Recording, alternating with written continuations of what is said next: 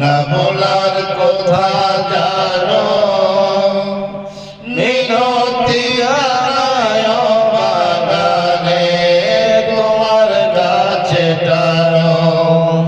হে খোদা তুমি অন্তর জানি না বলার কথা জানো মিনতি আনায় বাগানে তোমার কাছে টানো ষষ্ঠাভূমি সৃষ্টি আমি মাঝে দিয়াল নাই